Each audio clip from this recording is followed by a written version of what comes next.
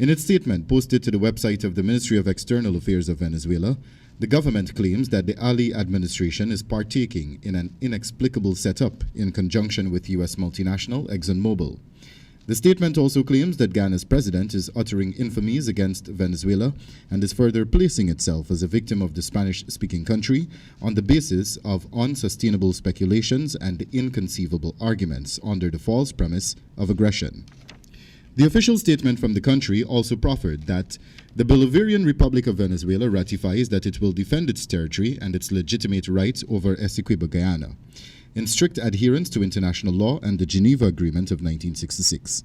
In this sense, Venezuela reaffirms its offer to the Cooperative Republic of Ghana to engage in a sincere and transparent dialogue based in good faith, as well as to establish a respectful and sincere bilateral integral relationship, free of lies, biased pretenses, and dangerous manipulations.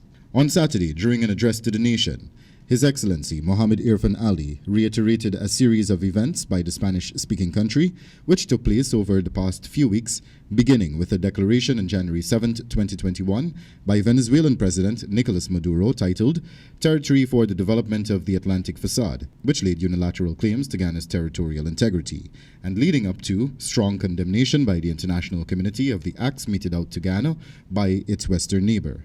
My fellow Guyanese, I've given you all this detail because I want to stress that not only do we, Guyanese, regard our cause as right and just, but so too does the international community.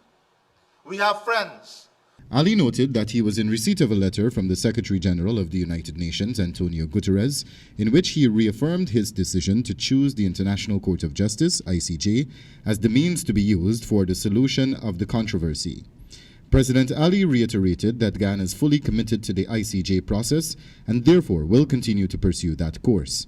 The president also said that Ghana remains open for talks with Venezuela on refugees from that country coming into Ghana, as well as the pandemic, but also had this to say. However, such discussions, while welcome, especially if the UN Secretary General wishes to play a good office's role, will have to be preceded by a clear demonstration by Venezuela that it will desist from any further acts of aggression against Guyana, starting with the release of the Guyanese fishermen and their vessels. Meanwhile, there have been reports that a third fishing vessel has been detained by the Venezuelan authorities, to which Minister Hugh Todd on Saturday on the sidelines of an event at the Artichon Conference Center posited that he is awaiting word from Ghana's embassy in Caracas on the status of that vessel, as there have been unconfirmed reports that the vessel was detained in Venezuelan waters.